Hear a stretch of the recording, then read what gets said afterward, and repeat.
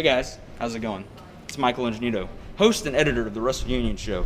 And today we're out here at the Russell Union and we're going to be going around asking students some of the most deepest philosophical questions we can ask. Let's find out what they have to say, and it's time to think big. How do we know we really exist? What? How do we know we really exist? I'm here. I'm sitting right here. You're here? Yeah, I'm here. I mean, are you sure?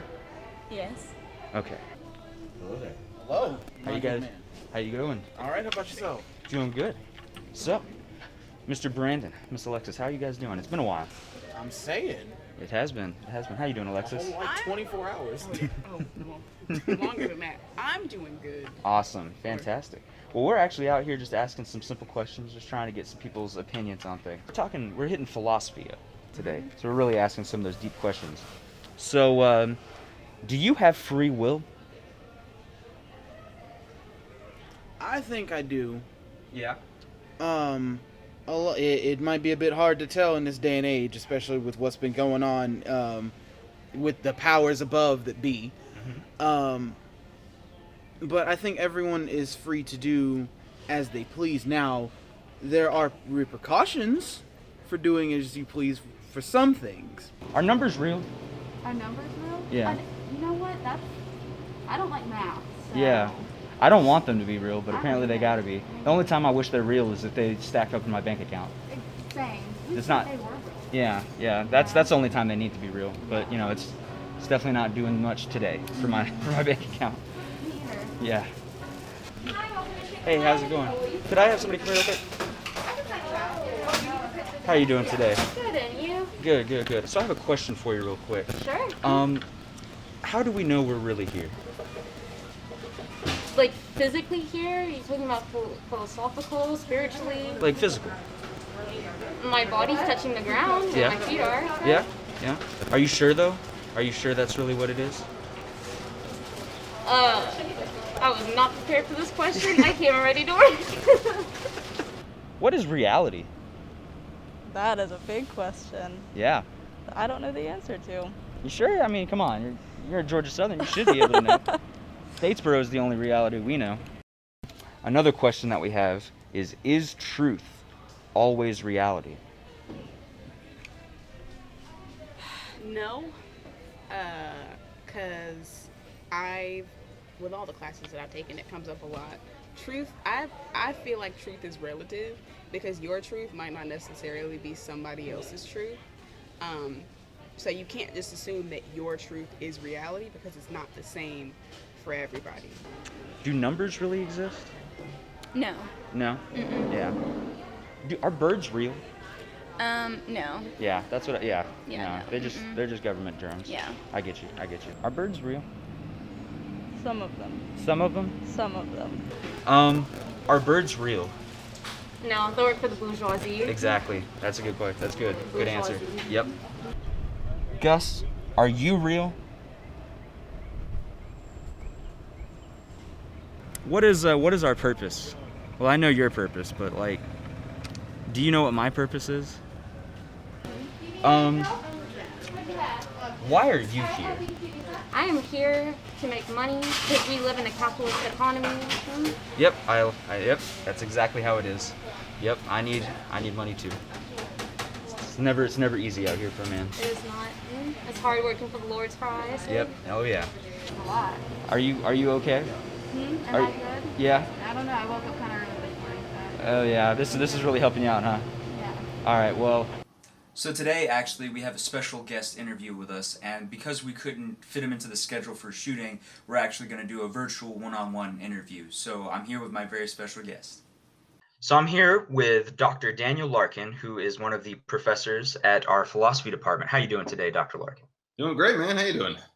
You know what? I'm doing all right. I got to sleep in through well, I didn't get to sleep in, but I got to enjoy a little night's rest before I had to go to class today. Nice. Yeah. Very cool. So how have you been doing this semester? I've been doing all right. I mean, obviously, it was a bit of a change for everybody coming back in, but I think everyone sort of found a groove. At least I have with the classes and the in-person and online sort of mix, as it were. So yeah, I think it's coming along nicely now. Awesome, awesome. So I said that you are a professor of our philosophy department. Why don't you give our viewers a little bit more insight into what you do and what kind of things you're interested in? So, my main area of research is actually ancient Greek philosophy. So, Socrates, Plato, Aristotle are sort of my areas of specialization. But I teach a lot of intro classes too. The main goal with all these philosophy classes really is to sort of just to get students to start thinking. And by that, I mean like to really, really analyze like every single thing that they ever thought was true, right? To really, really seriously ask those questions. Because I feel that most people typically haven't really sat down and analyzed why it is that they believe the things they believe, why it is that they think the things they think.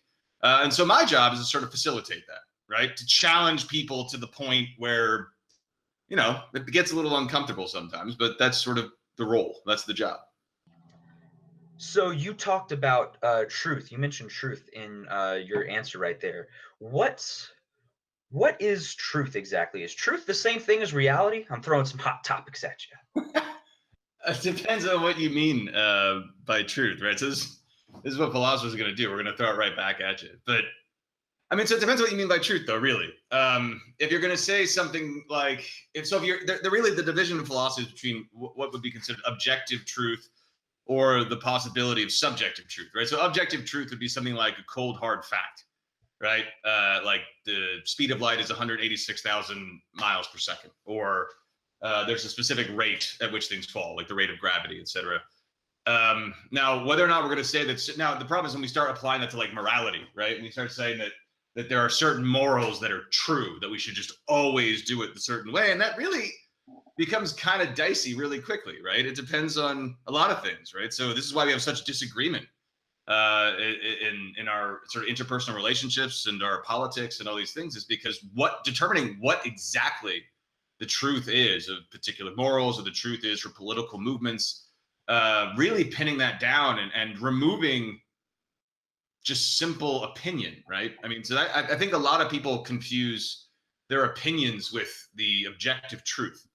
And so the job of like philosophy really is to figure out if we are approaching things with a sort of bias that we're aware of, or that we're unaware of, right? So we have sort of biases or prejudices that we're not really aware that we even have, right? So philosophy's job is to sort of sift through all of that and try to figure out if we are actually getting closer to the truth. That's real deep, and we're just gonna go deeper even there. We're gonna get even deeper. All right. So fire away. All right. So what is free will, and do we have it? Yeah, so this is another one. We're actually covering this quite a bit in my medieval class right now, which you know about. I am in. Yes. What it really means for someone to have free will, because it seems like we do, right? It seems like just off the bat, you know, like I have these two highlighters, right? And I feel like I could freely choose just to choose this one, or if you're hungry for lunch, for example, which might be coming up soon, right? You might think like, oh, I can freely choose between strawberry Pop-Tarts or cherry Pop-Tarts. I'm very into Pop-Tarts right now. And that seems like an arbitrary choice, but somebody like Hobbes, for example, which for those comic book fans or comic strip fans, that's where Bill Watterson got Hobbes from, is Thomas Hobbes, the philosopher, the name. So Hobbes is going to say that we don't actually have free will, right? That free will is an illusion, that we think that we're actually just freely choosing something. But in reality, what's happening is that we're choosing the one that our past experiences have sort of determined that we're going to choose, right? So if you think about it, if you're choosing between strawberry or cherry, and let's say you pick strawberry, well, there's a reason you pick strawberry, right? You pick strawberry because in your past you realized that you like the taste of strawberry better. Or maybe it's because you've had cherry Pop-Tarts 18 days in a row and you just want something different. Either way, your past experiences are sort of pushing you towards one of those flavors. And to say that something is free is to be without any external influence, right? To not, or even internal influence for that matter, without influence at all. And so our past experiences are influencing our decisions. And for Hobbes, that means that we're not actually freely choosing. We're determined to choose. And so we're actually covering in the medieval class now Al-Ghazali, who's an Islamic philosopher. And so he argues that the the only way to actually exhibit true free will would be in those sort of arbitrary decisions, right? The seemingly meaningless choices, like choosing between not just cherry or strawberry Pop-Tarts, but choosing between two identical strawberry Pop-Tarts, right? That seems to him to be like the purest example of freedom, because again, there is no influence over our decision, even our own influence or our own biases. It's just utterly seemingly random. That seems to be free. What other things can people look forward to seeing from the philosophy department this semester and onward? Yeah, so actually, for those that are interested in talking about things, obviously there's a wide range of topics. Every Thursday night at Eagle Creek Brewery in downtown Statesboro at 6 o'clock, right? We hold a discussion group called Philosophy After Dark. So a few professors from the department show up, students of all kinds of majors, minors, just even a casual interest. And we just have a discussion ahead of time. So for this week, for instance, we're discussing what it means to be a person, right? So what qualities does one have to have in order to qualify for personhood?